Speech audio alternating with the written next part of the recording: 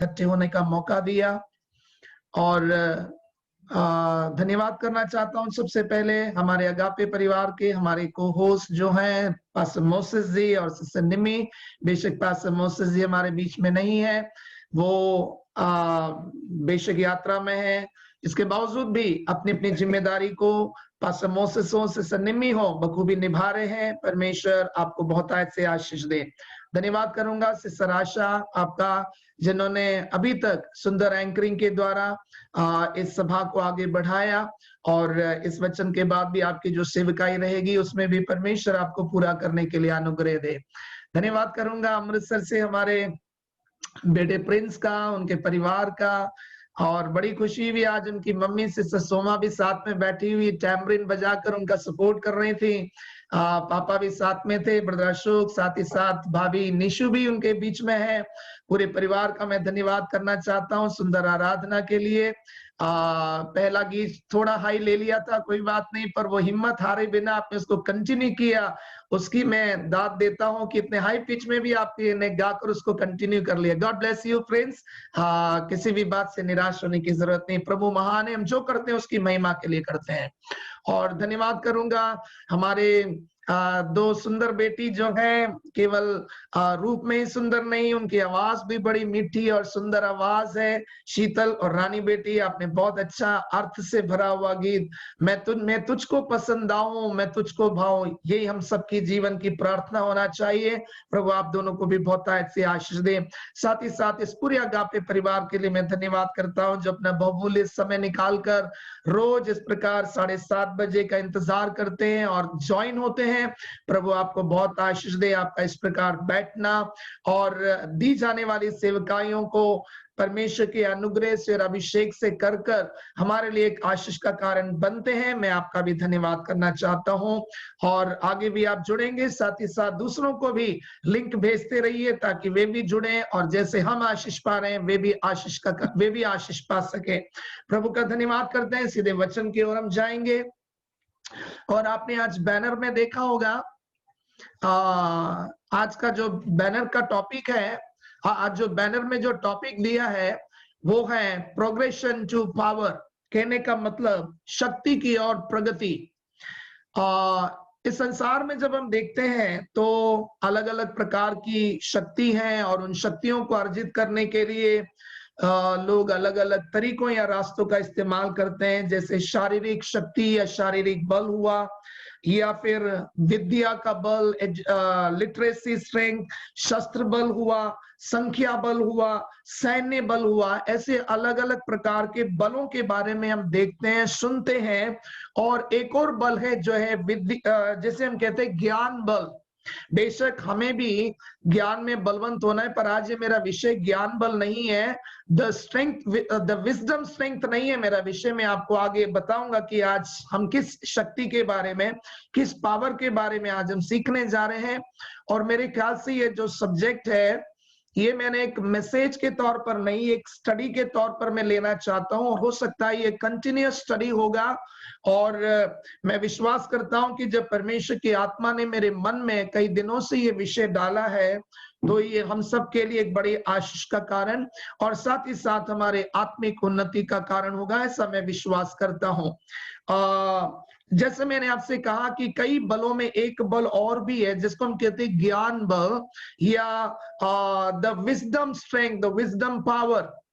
और परमेश्वर का वचन भी कहता है, जैसे नीति वचन 24वें अध्याय के 5वें वचन में लिखा गया है, बुद्धिमान पुरुष बलवान भी होता है। आज शायद मैं आमतौर पर मैं वचन पढ़वाता नहीं हूं, पर आज शायद मुझे वचन पढ़वाने की जरूरत पड़े तो सिस्टर निम्मी हो या जो भी इंटरेस्टेड हैं वचन जल्दी से निकाल के थोड़ा पढ़कर मेरी मदद करेंगे तो मैं आपका बहुत अधिक आभारी रहूंगा। नीति वचन 24वें अध्याय के 5वें वचन में हमने पढ़ा, बुद्धिमान पुरुष बलवान भी होता है। इसका मतलब है एक ज्ञान भी एक इंसान को बलवंत बनाता है, या बुद्धि भी एक मनुष्य को बलवंत बनाती है। पर ये जो ज्ञान और ये बुद्धि है, ये सांसारिक ज्ञान और बुद्धि नहीं है, पर ये जो ज्ञान है ये परमेश्वर की पहचान या द नॉलेज ऑफ गॉड है। क्योंकि मैं एक छोटी सी घटना बताकर आगे बढ़ना चाहता हूं।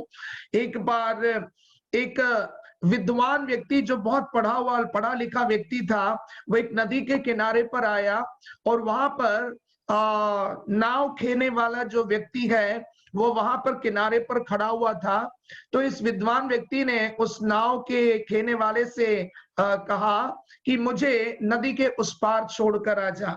तो उसने बड़े आदर और सम्मान के साथ उस विद्वान को अपने नाव में बैठाया और जैसे नाव उस नदी के उस किनारे की ओर बढ़ती जा रही थी तो विद्वान ने अचानक इस नाव वाले से एक प्रश्न पूछा कि भाई साहब, क्या आप विज्ञान के बारे में जानते हो?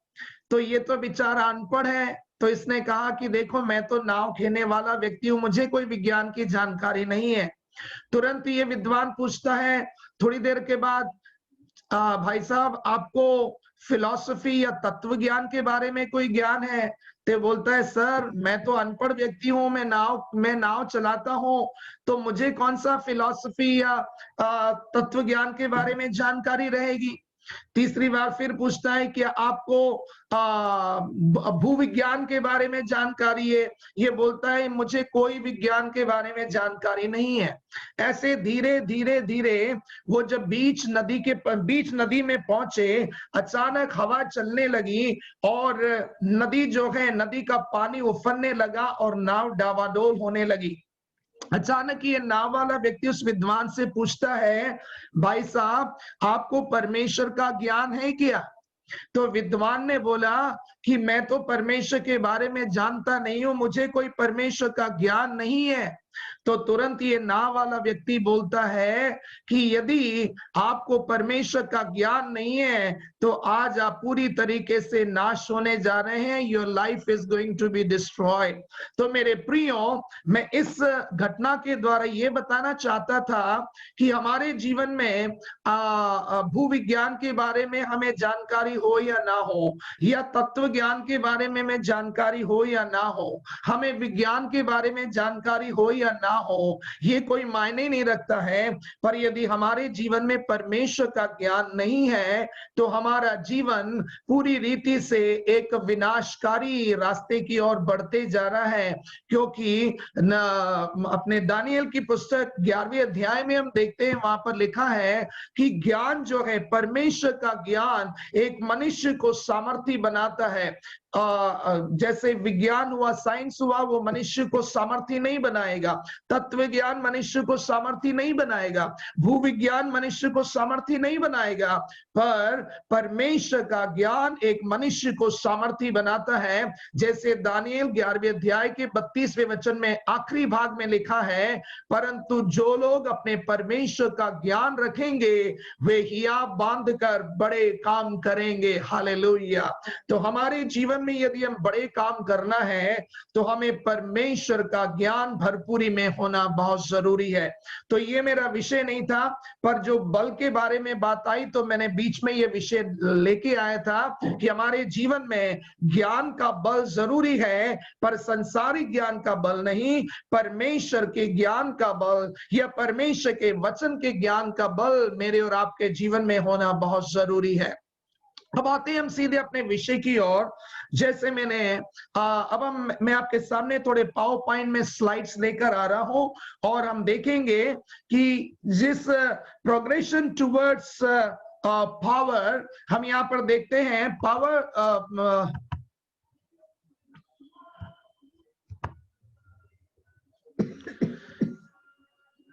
यहां पर हम देख रहे हैं, एक स्क्रीन आपके सामने आया होगा, प्रोग्रेशन टुवर्ड्स पावर। और इस विषय को आधार के तौर पर रखते हुए मैं एक वचन की ओर आपका ध्यान लेकर आना चाहता हूं। तो आए हम अपने पवित्र शास्त्र को, मेरे साथ अपने पवित्र शास्त्र को खोलेंगे और आज हम सबसे पहले इस शीर्षक के अधीन एक वचन को हम पढ़ने जा रहे हैं। दूसरे राजा की पुस्तक, उसका दूसरा अध्याय, 2 किंग्स चैप्टर 2, दूसरा राजा उसका दूसरा अध्याय और उसके 9वें वचन की ओर हम अपना ध्यान लेकर आएंगे। 2 किंग चैप्टर 2 एंड वर्स 9। जरा यदि आपने अपने बाइबल खोल लिए हैं या किसी के पास यदि है तो आप उसे पढ़कर मेरी मदद कर सकते हैं। 2 किंग्स चैप्टर 2 वर्स 9, दूसरा राजा दूसरा अध्याय 9वां वचन। उनके पास्टर जी पढ़ो। हाँ जी।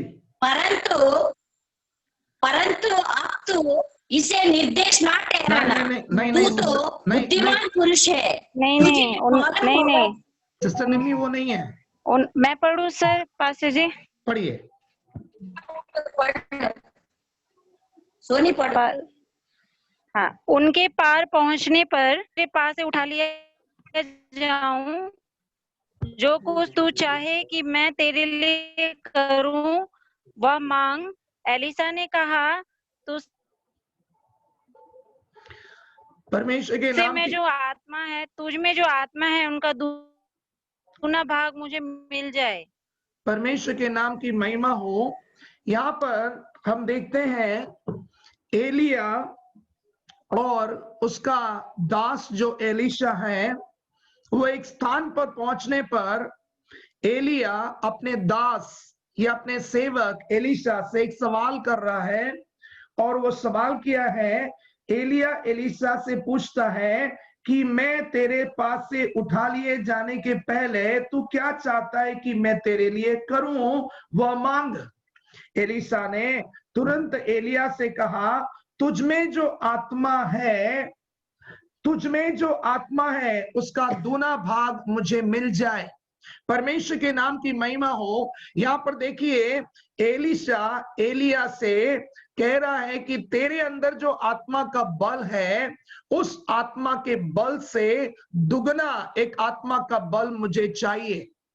और मेरे प्रियो, यहाँ पर हम देख रहे हैं कि एलिया एलीशा से ये सवाल करने के लिए और एलीशा अपने स्वामी एलिया के सामने अपनी मांग रखने के लिए, इस स्थान तक पहुंचने के लिए एलीशा को एलिया के साथ एक जगह से यात्रा शुरू करते हुए एक निश्चित जगह तक आना जरूरी था। और हम देख रहे हैं कि एलीशा एलिया के साथ अपनी यात्रा गिलगाल से शुरू करता है और गिलगाल से बेथेल, बेथेल से यरीहो और यरीहो से यरदन तक पहुंचने के बाद एलिया एलीशा से यह सवाल कर रहा है कि तू क्या चाहता है कि मैं तेरे लिए करूं। और देखिए एलीशा तुरंत कहता है, तुझ में जो आत्मा का बल है या तुझ में जो आत्मा है उसका दुगना भाग मुझे चाहिए। मेरे प्रियो, आज हमारे जीवन में भी, आज देखिए दुनिया में कई लोग कई प्रकार की ख्वाहिशों को परमेश्वर के सामने रख रहे हैं, पर आज हम अपने स्वामी जो हमारा प्रभु यीशु मसीह है, उस प्रभु यीशु मसीह के सामने हम कौन सी ख्वाहिश लेकर आते हैं, हम कौन सी डिमांड लेकर आते हैं, हम कौन सी पिटीशन लेकर आते हैं। इस दुनिया में हम देखते हैं आजकल लोग यीशु से अपने जीवन में अपने कई शारीरिक जरूरतों को मांगते हैं कि हमें घर दीजिए, हमें नौकरी दीजिए, हमें हमारे बच्चों की पढ़ाई में तरक्की दीजिए, हमारा व्यापार सफल हो जाए। आजकल लोग यीशु के पास जाकर ये पिटीशन ये निवेदन रखते हैं। मैं नहीं कहता हूं कि ये निवेदन रखना गलत है, पर यहाँ पर एलीशा देखिए एलिया के पास जाकर किसी भी शारीरिक आवश्यकता को एक मांग के तौर पर ना रखते हुए वह समझता है कि एलिया के उठाए जाने के बाद मुझे एलिया से भी बढ़कर कामों को करने के लिए क्या जरूरी है।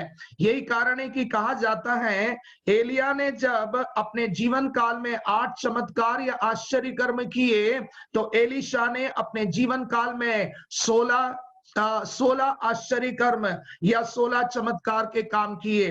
When Elijah did 8 wonders in his lifetime, Elisha did 16 wonders in his lifetime. कारण क्या था? क्योंकि एलीशा ने एलिया के अंदर जो आत्मा था उसका दुगना भाग मांगा था।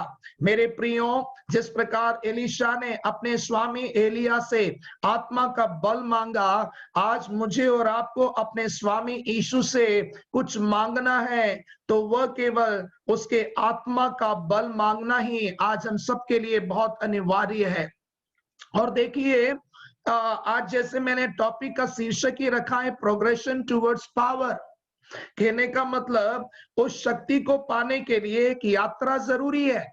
उस यात्रा को किए बिना हम अपने जीवन में उस शक्ति को प्राप्त नहीं कर सकते हैं, जो शक्ति आज हम सबके लिए अपने दैनिक जीवन में शैतानी शक्तियों से लड़ने के लिए जरूरी है। तो यहाँ पर देखते हैं एलीशा अपनी यात्रा शुरू करता है एलिया के साथ गिलगाल नाम की जगह से।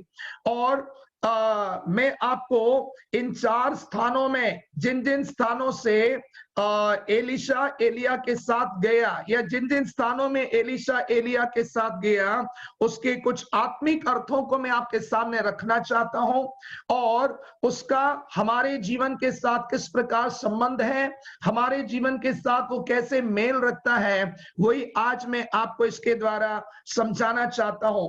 पर देखिए एक बात, एलिया जब एलीशा एलिया के साथ यात्रा करने की चाहत रखता है, तो एलिया एलीशा से क्या कह रहा है, पढ़ेंगे राजाओं की दूसरी पुस्तक उसका 2 अध्याय, वहां पर हम देखते हैं पहले वचन में, देखिए उसके पहले वचन में लिखा गया है, मैं थोड़ा पढ़ देता हूं आपको।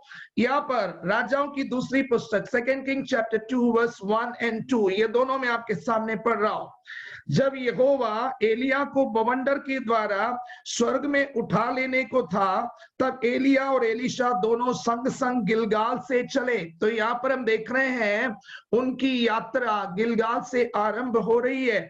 और दूसरे वचन में देखिए, एलिया ने एलीशा से कहा, यहोवा मुझे बेतेल तक भेजता है, इसलिए तू यहीं ठहरा रहे।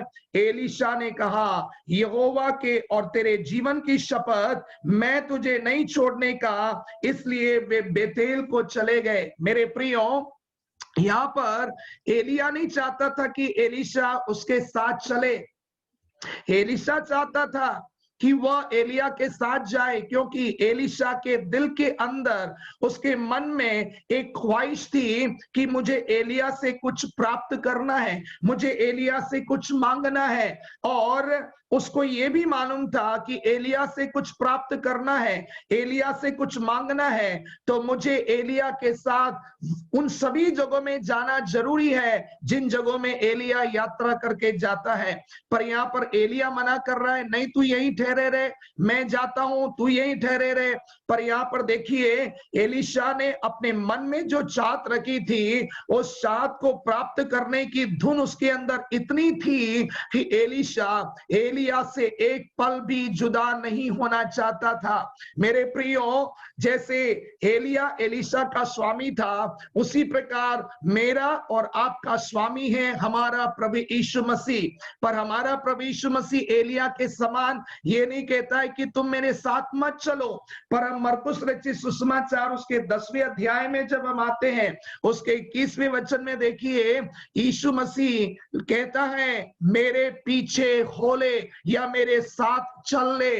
तो मेरे प्रियो, एलिया जब एलीशा को रोक रहा है कि नहीं तू यहीं ठहरा रहे, पर हमारा यीशु क्या कह रहा है, हमारा यीशु कहता है, आकर मेरे पीछे हो ले या मेरे साथ चल। मेरे प्रियो, आज समस्या क्या है, वहां पर एलिया कहता है कि तू यहीं ठहरे रहे, मेरे साथ मत चल, पर एलीशा अपनी जिद में अड़ा हुआ है। वो जबरदस्ती करता है कि नहीं मैं तेरे साथ चलूंगा, मुझे तेरे जीवन की शपथ, मुझे यहोवा की शपथ, मैं तेरे साथ चलूंगा। पर आज की समस्या क्या है, वहां पर एलिया एलीशा को मना कर रहा है कि तू मेरे साथ मत चल, पर एलीशा जिद कर रहा है कि नहीं मैं तेरे साथ चलूंगा।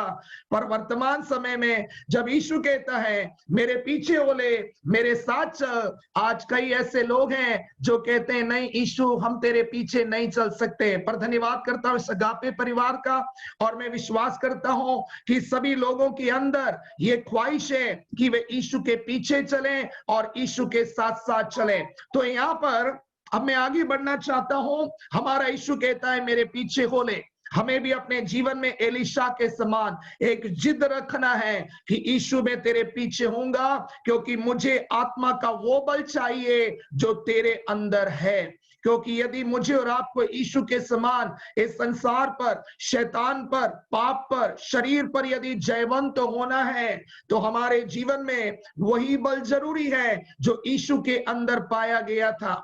और मेरे प्रियो, परमेश्वर ने हमें ये महान उद्धार केवल इसलिए नहीं दिया है कि हम केवल अपनी जरूरतों के लिए प्रार्थना कर लें या कुछ वचन पढ़ लें या वचन का प्रचार कर लें, ये सब जरूरी है, पर इन सब से बढ़कर हमारे जीवन के विषय में परमेश्वर के महान उद्देश्य हैं। परमेश्वर हमारे जीवन के द्वारा अपनी सामर्थ्य को प्रकट करना चाहता है, अपने सामर्थ्य के कामों को वो हमारे द्वारा प्रकट करना चाहता है।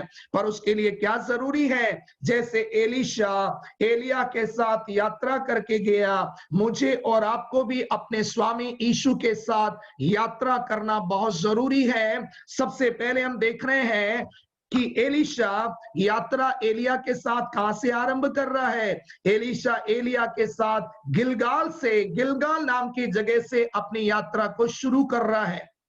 अभी हम देखेंगे ये गिलगाल का ये अगला जो स्क्रीन में आपके सामने लेकर आ रहा हूं, वहां पर हम देख रहे हैं गिलगाल के बारे में दो बातें मैं आपके सामने रखना चाहता हूं, और इन दोनों बातों को रखने के बाद इनका मेरे और आपके आत्मिक जीवन में किस प्रकार का संबंध है, या हमें किस प्रकार एक संबंध इसके साथ बनाना है, इसको मैं आपके सामने रखना चाहूंगा। सबसे पहले गिलगाल के दो अर्थ, एक ऐतिहासिक अर्थ और दूसरा बाइबल में कहा हुआ अर्थ, ये दोनों मैं आपके सामने रखना चाहूंगा। गिलगाल के दो अर्थ हैं। पहला हम दोनों चित्रों में दर्शाया गया है, एक ब्लू सर्कल वहां पर है, कहने का मतलब एक गोलाकार। तो गिलगाल का पहला अर्थ जो ऐतिहासिक अर्थ है वो है सर्कल या गोल, और उसके बारे में मैं आपको बाद में वर्णन करूंगा। और उसका दूसरा जो अर्थ है जो बाइबल में दर्शाया गया है, उसका अर्थ है गिलगाल का रोल्ड अवे। यदि हिंदी में कहा जाए तो हम कह सकते हैं किसी चीज को ऊपर से लुढ़का देना, किसी भारी चीज को ऊपर से लुढ़का देना, रोल द वे। यही कारण है जब हम यहोशू की पुस्तक उसका 5वां अध्याय और 9वें वचन में आते हैं तो वहां पर देखिए उस स्थान का नाम गिलगाल पड़ा है।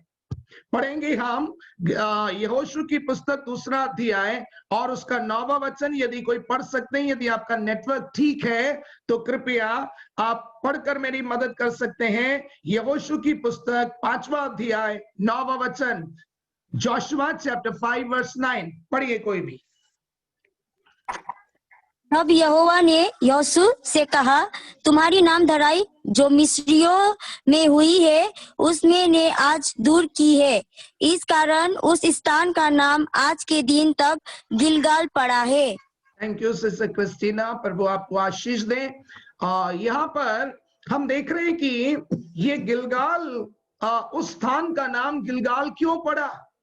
वचन में लिखा गया है, वहां पर परमेश्वर यहोशू से कहता है, आज के दिन मैंने तुम्हारे ऊपर जो मिस्र की नाम धराई थी, इंग्लिश में लिखा गया है द स्लेवरी इन इजिप्ट, तुम मिस्र की जो गुलामी थी उसको मैंने तुम्हारे जिंदगी से लुढ़का दिया है, रोल्ड अवे।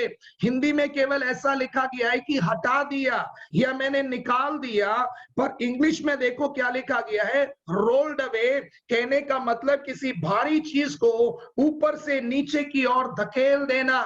मेरे प्रियो, मेरे और आपके प्रभु यीशु मसीह ने भी हमारे जीवन में यही काम किया। गोलगोता के पहाड़ पर जब वो क्रूस पर मेरे लिए और आपके लिए कुर्बान हुआ, उस समय उसने अपने कुर्बानी के द्वारा मेरे और आपके जीवन में जो मिस्र रूपी संसार या जो संसार के पाप की जो गुलामी हमारे जीवन में थी, या पाप की जो नाम धराई हमारे जीवन में थी, हमारे प्रभु यीशु मसीह ने उस पाप की नाम धराई को या पाप की गुलामी को हमारे जीवन में से रोल अवे कर दिया। उसने हमारे जीवन में से पूरी तरीके से लुढ़का दिया, उसको नीचे की ओर धकेल दिया। हमारा परमेश्वर कितना महान है, हमारा प्रभु यीशु मसीह कितना महान है। यही कारण है मीका की पुस्तक 7वें अध्याय के 19वें वचन में लिखा है, वह तुम्हारे अधर्मों को समुद्र की गहराई में डाल देगा। मीका की पुस्तक 7वां अध्याय 19वां वचन, सारे वचन में पढ़वा नहीं सकता हूं, आप उसे नोट कर रहे हैं तो नोट कर सकते हैं या उसे ध्यान से देख सकते हैं। मीका की पुस्तक 7वां अध्याय उसके 19वें वचन के आखिरी भाग में लिखा है, तो उनके सब पापों को गहरे समुद्र में डाल देगा। आज इस अगापे परिवार में बैठे हुए कितने लोग ये विश्वास करते हैं कि जैसे परमेश्वर ने इस्राएल के लोगों के जीवन में से उस मिस्र की नामधराई को लुढ़का दिया, मिस्र की गुलामी को लुढ़का दिया, उसी प्रकार हमारे प्रभु यीशु मसीह ने हमारे जीवन में से पापों को लुढ़का कर गहरे समुद्र में फेंक दिया है। परमेश्वर के नाम की महिमा हो। आगे हम देखते हैं यशायाह की पुस्तक उसके 38वें अध्याय के 17वें वचन में, book of Isaiah chapter 38 verse 17 में लिखा गया है। यशायाह की पुस्तक 38वां अध्याय उसके 17वें वचन में, आइजाया 38 वर्स 17 में इस प्रकार लिखा गया उसके आखिरी भाग में, क्योंकि मेरे सब पापों को तूने अपनी पीठ के पीछे फेंक दिया है। हालेलुया। हमारे प्रभु यीशु मसीह ने, हमारे परमेश्वर ने हमारे पापों को पहले तो हमारे जीवन में से लुढ़का कर समुद्र की गहराई में फेंक दिया, या उसने हमारे जीवन में जो पापों की गुलामी थी, पापों के कारण जो नामधराई थी, उसको अपने पीठ के पीछे लुढ़का कर हमारे जीवन से हटाकर हमें आजाद कर दिया है। परमेश्वर के नाम की महिमा हो। तो गिलगाल नाम का शब्द है, गिलगाल का अर्थ है रोल्ड अवे। कहने का मतलब, मैंने तुम्हारे जीवन में से मिस्र की नामधराई को लुढ़का दिया है। I have rolled away the shame and the reproaches of Egypt from your life. आगे मैं आपको यह बताना चाहता हूं कि मेरे प्रियो, ये परमेश्वर यहोशू को यह कहने के पहले यहोशू को भी परमेश्वर की आज्ञा का पालन कर कुछ करना जरूरी था। जब तक यहोशू परमेश्वर की आज्ञा को मानकर वो काम नहीं करता, तब तक उस जगह पर गिलगाल के नाम का जो अर्थ है वो उनकी जिंदगी में पूरा नहीं होता। या परमेश्वर इस्राएल के लोगों के जीवन में से मिस्र की नामधराई को लुढ़का नहीं सकता था। परमेश्वर इस्राएल के लोगों के जीवन में से मिस्र की नामधराई को दूर करने के लिए यहोशू को परमेश्वर ने क्या आज्ञा दिया था। आइए हम पढ़ेंगे जब हम पढ़ते हैं यहोशू की पुस्तक उसका 5वां अध्याय, book of Joshua chapter 5 versus 2 and 3, यहोशू की पुस्तक 5वां अध्याय उसके 2 और 3 वचन में परमेश्वर यहोशू को एक आज्ञा दे रहा है। वो आज्ञा क्या है? उस समय यहोवा ने यहोशू से कहा, चकमक की छुरियां बनवाकर दूसरी बार इस्राएलियों का खतना करा दे। 3 वचन में ऐसा लिखा गया है, तब यहोशू ने चकमक की छुरियां बनवाकर खलड़िया नाम टीले पर इस्राएलियों का खतना कराया। आगे जब हम पढ़ते हैं उसी अध्याय के 5वें अध्याय के 8वें और 9वें वचन में, 8वें वचन में लिखा गया है, जब यहोशू ने समस्त इस्राएलियों का खतना कर दिया। 8वें वचन को मैं आपके सामने पढ़ रहा हूं, यहोशू 5वां अध्याय 8वां वचन। और जब उस सारी जाति के लोगों का खतना हो चुका, तब वे चंगे हो जाने तक अपने अपने स्थान पर छावनी में रहे। और देखिए 9वां वचन शुरू कैसे हो रहा है, तब यहोशुआ ने यहोशू से कहा, तुम्हारी नामधराई जो मिस्रियों में हुई है उसे मैंने आज दूर की है, इस कारण उस स्थान का नाम आज के दिन तक गिलगाल पड़ा है। परमेश्वर के नाम की महिमा हो। मेरे प्रियो, परमेश्वर इस्राएल के लोगों के ऊपर से मिस्र की नामधराई या मिस्र की गुलामी का बोझ लुढ़काने के पहले यहोशू को परमेश्वर की आज्ञा का पालन करते हुए समस्त इस्राएलियों का खतना करना अनिवार्य था। यदि मेरे और आपके जीवन में वो गिलगाल का अनुभव आना है, कहने का मतलब मेरे और आपके जीवन में से वो मिस्र की नाम धराई या मिस्र की गुलामी या पापों की नाम धराई, पापों की गुलामी यदि मेरे और आपके जीवन में से लुढ़काया जाना है तो उसके पहले यहोशू ने परमेश्वर की आज्ञा का पालन करते हुए जो सर्कमसीशन, जो खतना का काम किया, वो मुझे और आपको करना बहुत जरूरी है। अब हमें देखना है कि ये खतना, यह सर्कमसीशन मेरे और आपके जीवन में किस बात को दर्शाता है। पुराने नियम में शारीरिक खतना होता था, पर देखिए परमेश्वर व्यवस्था विवरण उसके 10वें अध्याय के 16वें वचन में कह रहा है, व्यवस्था विवरण 10वां अध्याय उसके 16वें वचन में, ड्यूट्रोनॉमी चैप्टर 10 वर्स 16 में परमेश्वर क्या कह रहा है? अभी परमेश्वर कह रहा है, अपने अपने हृदय का खतना करो और आगे को हठीले ना रहो। अपने अपने हृदय का खतना करो, circumcise the foreskin of your heart। साथ ही साथ एक और वचन में आज आपको पढ़वा रहा हूं, क्योंकि मैंने ये टॉपिक एक बाइबल अध्ययन के तौर पर लिया है, इसलिए मैं आपको इस विषय को सही तरीके से समझने के लिए शायद मैं आपको थोड़ा वचन ज्यादा बताना चाहता हूं। यिर्मयाह की पुस्तक उसका 4था अध्याय, book of Jeremiah chapter 4 and verse 4। यिर्मयाह की पुस्तक 4था अध्याय उसके 4थे वचन में हम जब आते हैं मेरे प्रियो, वहां पर भी देखो परमेश्वर क्या कह रहा है। यिर्मयाह की पुस्तक 4था अध्याय 4था वचन, हे यहूदा के लोगों और यरूशलेम के निवासियों, यहोवा के लिए अपना खतना करो, हाँ अपने मन का खतना करो, नहीं तो तुम्हारे बुरे कामों के कारण मेरा क्रोध आग की नाई भड़केगा और ऐसा होगा कि कोई उसे बुझा ना सकेगा। यहाँ पर व्यवस्था विवरण में कही गई बात को यहाँ पर यिर्मयाह दोहरा रहा है। वो कहता है, हे यहूदा के लोगों, हे यरूशलेम के वासियों, अपने अपने मन का खतना करो। पुराने दिनों में, मैं उस विषय में ज्यादा नहीं जाना चाहता हूं, पुराने नियम में जो खतना होता था, जो बाइबल पढ़ते हैं उनको मालूम है कि वो किस प्रकार का खतना होता था, पुरुषों का किस प्रकार खतना किया जाता था। आज भी ये प्रथा जो है, हमारे इस्लाम के भाई लोग आज भी इस प्रथा का पालन कर रहे हैं। पर मेरे प्रियो, परमेश्वर इस नए नियम में हमारे जीवन में वो शारीरिक खतना नहीं, परमेश्वर हमारे जीवन में आत्मिक खतना या स्पिरिचुअल सर्कमसीशन की बात कर रहा है। वो कह रहा है कि तुम अपने अपने मन का खतना करो। जैसे खतना में, उस खतना करते समय उस खाल को काटा जाता है, परमेश्वर कह रहा है तुम्हारे हृदय की या तुम्हारे मन की जो गंदगियां हैं, उन गंदगियों को अपने जीवन में से काट कर अलग कर दो। तो मेरे प्रियो, खतना या सर्कमसीशन एक पेनफुल प्रोसेस होता था, वो दर्द से भरा हुआ एक प्रोसेस होता था।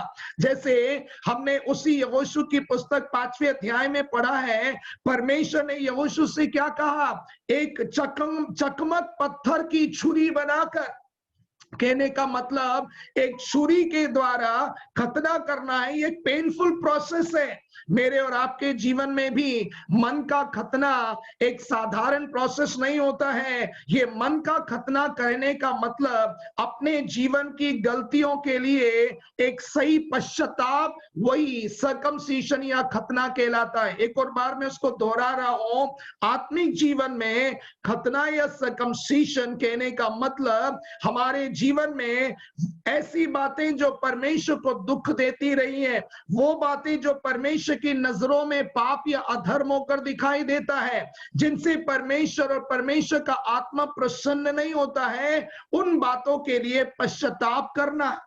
और मेरे प्रियो, जैसे मैंने आपको बताया कि खतना एक पेनफुल प्रोसेस है, उसी प्रकार पश्चाताप एक दर्द भरा एक प्रक्रिया होनी चाहिए। आज हम देखते हैं कि एक पाप का प्रायश्चित जब करते हैं, पाप का अंगीकार करते हैं, आमतौर पर केवल जाकर परमेश्वर के पास बैठ गए, परमेश्वर के चरणों में बैठ गए और केवल कह दिया, प्रभु मैंने ये पाप किया है, मेरे जीवन में ये बुराई है, मेरे जीवन में वो खराबियां है, मुझे माफ कर दे। नहीं मेरे प्रियो, जब हम अपने जीवन में पाप के लिए पश्चाताप करते हैं, हमारे गलत स्वभावों को जब हम अंगीकार करते हैं, हमारे जीवन में एक वेदना होना चाहिए, हमारे जीवन में एक दर्द होना चाहिए। यदि हमारे पापों के अंगीकार में किसी भी प्रकार की कोई वेदना नहीं है, यदि हमारे पापों के अंगीकार के समय में हमारे दिल में कोई दर्द नहीं है कि परमेश्वर मैंने इस पाप के द्वारा तुझे कितना दुख पहुंचाया है, मैंने अपने स्वभाव के द्वारा तुझे कितना दुख पहुंचाया है, यदि मेरे और आपके जीवन में उस परमेश्वर को दुख पहुंचाने वाले कामों के लिए एक वेदना या दर्द के साथ अंगीकार नहीं होता है या इकरार नहीं होता है, एक कन्फेशन नहीं होता है, तो मैं कहना चाहता हूं शायद हमारा खतना सही रीति से नहीं हो रहा है।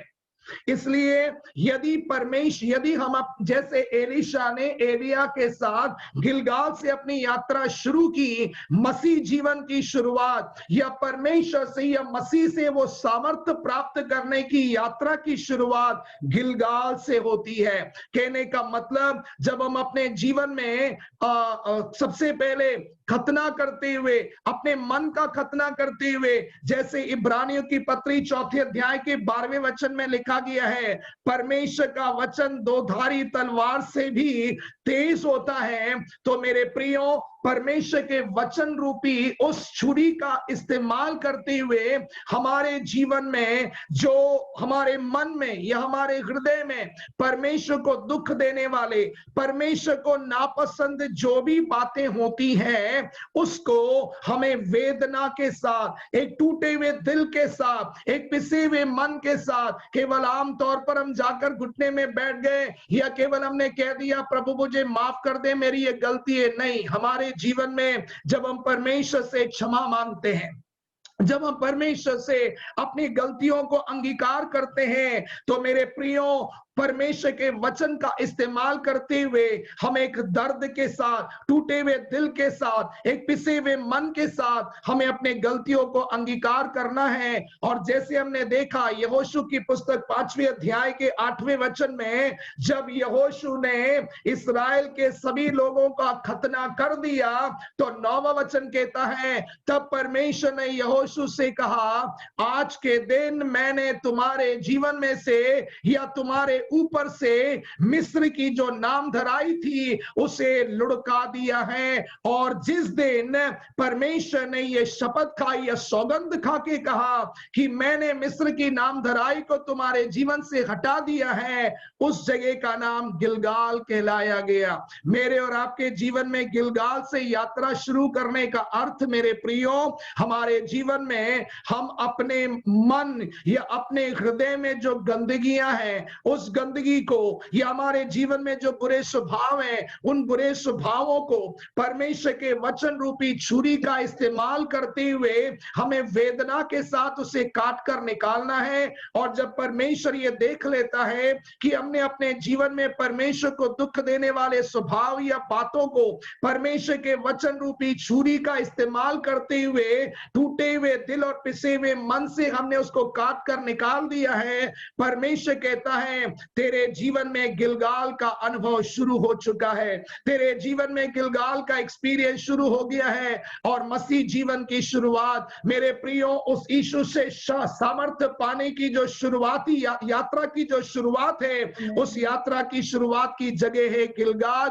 जैसे हमने देखा, एलीशा ने एलिया के साथ उस शक्ति को प्राप्त करने के लिए जब यात्रा शुरू किया, तो उसने गिलगाल से अपनी यात्रा को शुरू किया है। आज मुझे और आपको उस यीशु से सामर्थ्य प्राप्त करने के लिए हमें जरूरी है हम अपनी यात्रा को गिलगाल से शुरू करें। आगे के विषय की ओर मैं नहीं जाना चाहता हूं, क्योंकि फिर वो एंड नहीं होगा और मैं अधूरे में उस विषय को नहीं छोड़ना चाहता हूं। गिलगाल का जो दूसरा अर्थ है, जो मैंने दूसरे चित्र में दिखाया है, नीले रंग का जो सर्कल वहां पर आप देख रहे हैं, उसका अर्थ मैं अगले सप्ताह आपके सामने रखना चाहता हूं। पर आज केवल मैं आपको यह बताना चाहता हूं, जैसे एलीशा एलिया से वो शक्ति प्राप्त करने के लिए, मैंने आपको शुरुआत में बताया था, एलिया ने एलीशा से यह सवाल कब पूछा?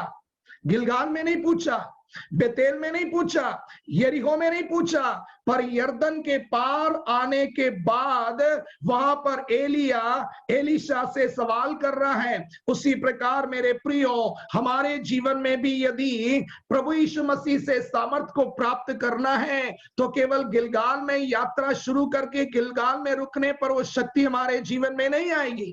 गिलगाल से मैं बेतेल को जाना है, बेतेल से यरीहो को जाना है, यरीहो से यरदन के पास पहुंचने पर हमारा स्वामी हमसे पूछेगा कि तू क्या चाहता है कि मैं तेरे लिए करूं, और उस समय हम एलीशा के समान कह सकते हैं कि मुझे आत्मा का वही बल चाहिए जो तुझ में दिखाई देता है, ताकि हे यीशु मेरे स्वामी, जैसे तूने शैतान के ऊपर और संसार के ऊपर उस आत्मा के बल से जय प्राप्त किया, उसी प्रकार मैं भी जयवंत बन सकूं। क्योंकि प्रकाशित वाक्य पुस्तक 3 अध्याय में लिखा गया है, यदि हमें यीशु के साथ उस सिंहासन पर विराजमान होना है तो यीशु के समान हमें जयवंत होना है। हमारे जीवन में जय का स्टैंडर्ड यीशु के जय के स्टैंडर्ड से कभी नीचे नहीं होना चाहिए। यदि मुझे और आपको यीशु के साथ उसके सिंहासन के सहभागी होना है तो मेरे और आपके जीवन में वही जय जरूरी है, उसी जय का स्टैंडर्ड जरूरी है जो जय यीशु के जीवन में दिखाई दिया गया। और यीशु के समान जयवंत होने के लिए मेरे और आपके जीवन में यीशु का वही बल जरूरी है। और उसके लिए एलीशा के समान, जैसे उसने अपने स्वामी एलिया के साथ अपनी यात्रा को कंटिन्यू किया, हमें भी गिलगाल से यात्रा शुरू करना है। मैंने आपको बताया गिलगाल से यात्रा शुरू करने का मतलब क्या है, खतना करना, और उसके बाद परमेश्वर हमें ये गारंटी देना, हमें ये दृढ़ निश्चय देना कि तूने खतना किया है, तूने टूटे हुए पिसे हुए मन से अपने जीवन के गलतियों को अंगीकार किया है, उसे अपने जीवन से अलग कर दिया है। इसलिए आज के दिन में तेरे जीवन में से मिस्र की नामधराई या मिस्र की गुलामी, पाप की नामधराई को मैं तेरे जीवन में से लुढ़का रहा हूं, और वहां पर हमारे गिलगाल से यात्रा शुरू होती है। उम्मीद करता हूं कि आपको ये वचन समझ आए होंगे, और इसे केवल समझना ही नहीं है, इसे अपने जीवन में हमें अभ्यास में लेकर आना है। यदि हमें रोज अपने जीवन में प्रभु यीशु मसीह से सामर्थ्य प्राप्त करते हुए जयवंत जीवन व्यतीत करना है। परमेश्वर ने यदि मौका दिया और यीशु के आगमन में देरी हुई तो अगले सप्ताह हम गिलगाल के उस दूसरे जो सर्कल है उसके बारे में ध्यान करेंगे कि वो हमारे जीवन में क्या संबंध रखता है, और जब उसको भी हम अपने जीवन में लेकर आएंगे तो मेरे प्रियो, जैसे एलीशा को एलिया ने उसका मुंह मांगा वर दिया, हमारे जीवन में भी प्रभु यीशु मसीह हमें वही आत्मा की शक्ति देगा जो उसके अंदर है, ताकि हम भी यीशु के समान जयवंत बने और सदा सर्वदा यीशु के साथ सिंहासन पर बैठकर राज्य कर सके। प्रभु आप सभी लोगों को इन वचनों के द्वारा आशीष दे। May God bless you. Over to you sister Asha. सच में बहुत अच्छा वचन था हमारे लिए। धन्यवाद देती हूँ पास्टर जी को भी, और यीशु मसीह बहुत आशीष दे आपको। और हमारे जीवन में सच में एक जिद होनी चाहिए, जैसे एलीशा एलिया के पीछे पड़ा रहा है कि मुझे एक सामर्थ चाहिए। मैं धन्यवाद करती हूँ। और हमारे मन शुद्ध होना भी बहुत जरूरी है साथ में ना। अगर हमारे मन शुद्ध नहीं होंगे तो हम आगे नहीं बढ़ पाएंगे। हम बाहर का दिखावा वाला जीवन जी सकते हैं, लेकिन अंदर की आत्मा हमारी शुद्ध होनी बहुत जरूरी है। और मैं धन्यवाद करूंगी, और हमारे मन का खतना होना बहुत जरूरी है ना।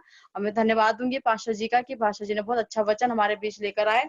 और मैं अंतिम प्रार्थना की ओर जाऊंगी, और मैं संजय भाई को देना चाहूंगी अंतिम प्रार्थना, और आशीष की प्रार्थना वो कर दीजिए। संजय भाई अगर मेरी आवाज सुन रहे हैं तो वो प्रार्थना कर दीजिए अंतिम।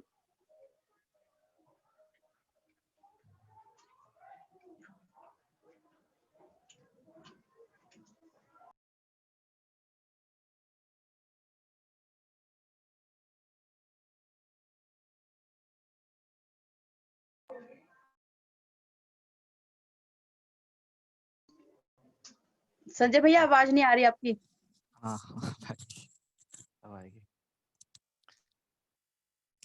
हालेलुया। प्रभु जी एक बार फिर से हम आपका धन्यवाद, आपकी महिमा, तारीफ, बड़ाई, स्तुति, महिमा करते प्रभु जी, और प्रार्थना करता प्रभु यीशु मसीह आपका उत्तम सामर्थ्य नाम बहुतायत के साथ महिमा पाए। प्रभु यीशु मसीह विशेष आज के वचन के लिए प्रभु यीशु मसीह हम आपका बहुतायत के साथ धन्यवाद देते हैं। आपकी महिमा, आपकी तारीफ, आपकी बड़ाई करते हैं। प्रभु यीशु मसीह इस सुंदर वचन के द्वारा प्रभु जो आज हमने सीखा है प्रभु, हर एक बात को हम अपने जीवन में लागू करने पाए। प्रभु जिस प्रकार एलीशा प्रभु यीशु मसीह अपने लिए प्रभु यीशु मसीह जो एलीशा प्रभु जी एलियजा के पीछे प्रभु लगातार बना रहा प्रभु, उसने परमेश्वर के जीवन की सौगंध खाई कि मैं कभी तेरा पीछा न छोड़ूंगा। प्रभु यीशु मसीह आज हम प्रार्थना करते हैं यीशु मसीह इस वचन के द्वारा हमारा हृदय ऐसा होने पाए जिस प्रकार प्रभु यीशु मसीह प्रभु इस्राएलियों की नाम धराई प्रभु यीशु मसीह हटी प्रभु यीशु मसीह, उसी प्रकार हमारे जीवनों से प्रभु नाम धराई हटने पाए और आपका उत्तम, आपका सामर्थ्य नाम महिमा पाए। धन्यवाद करते प्रभु यीशु, आपकी तारीफ, आपकी स्तुति बढ़ाई करते हैं।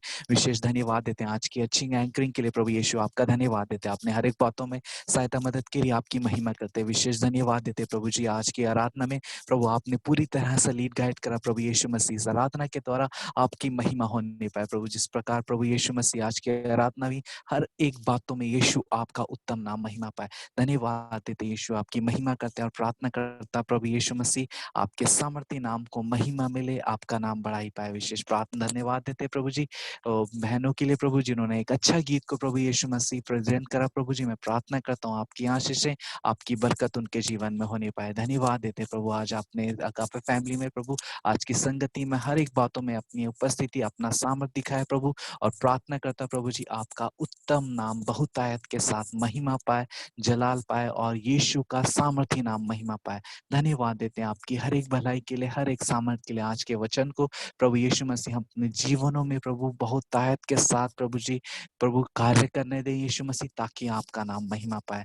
धन्यवाद करते हैं हर एक बातों में, हर एक चीज में यीशु मसीह आपका उत्तम नाम महिमा पाए, यीशु का सामर्थ्य नाम जलाल पाए। धन्यवाद करते प्रभु यीशु मसीह के सारे समय को यीशु आपके हाथों में सौंपते हैं, आपकी बड़ाई, आपकी तारीफ करते हैं।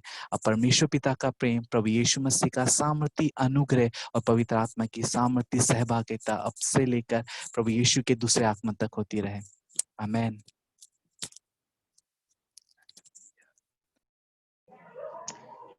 धन्यवाद देते हैं हम प्रभु यीशु मसीह का इस सुंदर